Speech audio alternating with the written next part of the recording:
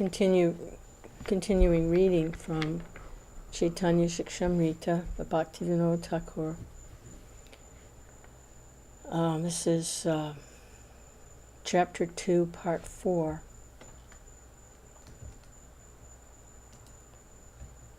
Ma Om Vishnu Padaya Krishna Pistai Bhutale Srimate Bhaktivedanta Swami Tinamane Namaste Saraswati Devi Gauravani Pacharani Nirvisesa Sunyavadi Paskitari Satarni Shri Krishna Chaitanya Prabhu Nityananda Shri Advaita Gadadhar Shivasadi Gaura Bhaktivinode Ki Jai.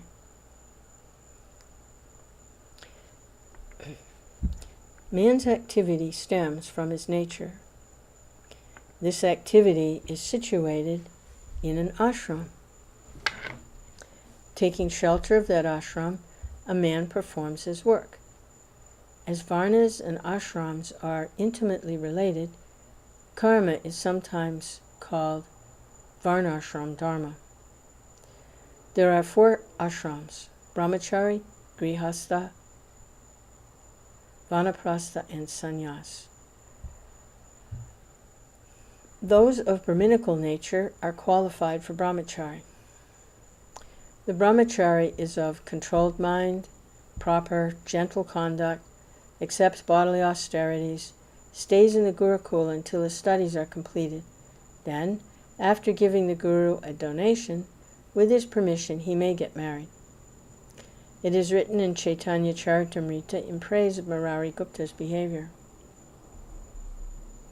He never accepted things from others, but maintained his family by his own endeavors. All varnas are qualified for grihastha ashram. The Brahmin enters household life after his brahmachari education is finished. The Kshatriya, after studying the scriptures to some extent, leaves the Gurukula and enters grihastha ashram. The Vaishya studies those subjects relevant to cow protection, commerce, and agriculture. And the Sudras, when of proper age, simply get married. The varna of a person should be decided by father, family priest, and local community at the time of educating the child. The child should be placed in studies which suit his observed nature. Those who have no attraction for study, more inclined to do service, will waste their time in studies. If he is judged to be of Sudra nature, he should be engaged in service. In order to be a householder, a person should first have a means of earning his living. This varies according to the different varnas. The 6 activities of the Brahmin are performing worship or sacrifice, perform this for others, studying, teaching, giving charity, and accepting charity.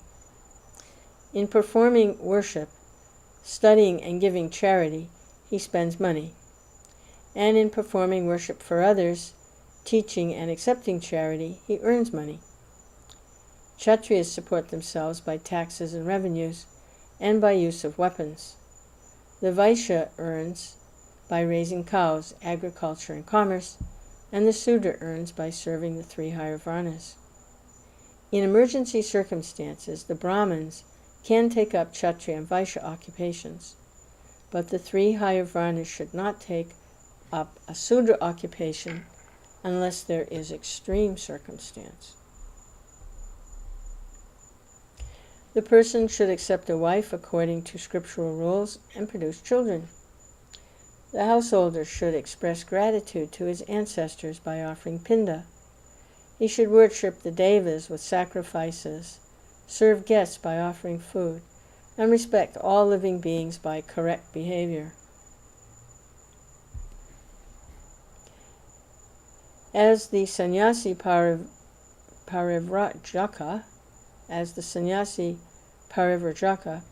and the brahmachari survived by the charity of the householder ashram is considered the best. When a man grows older, he should leave his wife with his son and take vanaprastha. If there is no son, he may take his wife with him. Together they go to the forest. Reducing needs, he sleeps on the earth, makes clothing of the bark of trees, avoids shaving, observes a vow of silence, bathes 3 times a day, serves guests as far as possible, eats forest fruits and roots, and worships the Lord in a solitary place. All varnas can take vanaprastha. Sannyasa ashram is the 4th ashram. This person is called a bhikshu or parivrajaka. Krishna. Parivrajaka. When the brahmachari, grihastha, or vanaprastha develops a keen sense of renunciation,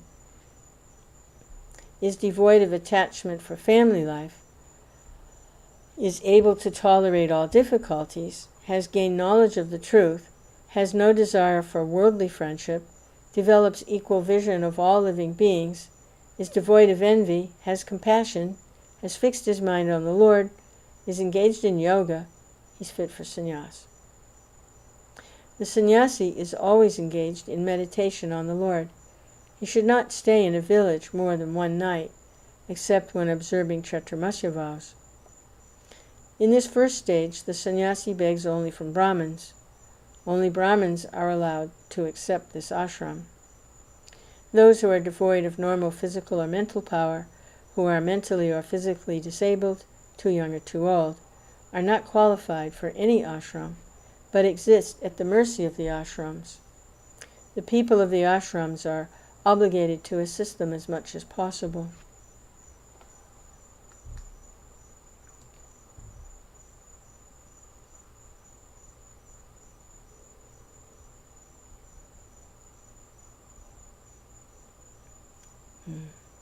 Lost my place here.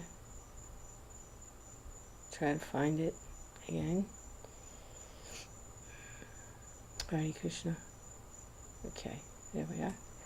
Women are allowed to enter grihastha ashram and vanaprastha ashram only, though some women, being exceptionally qualified, achieving high education, expert understanding of scripture, and great expertise, may become a brahmachari or a sannyasi.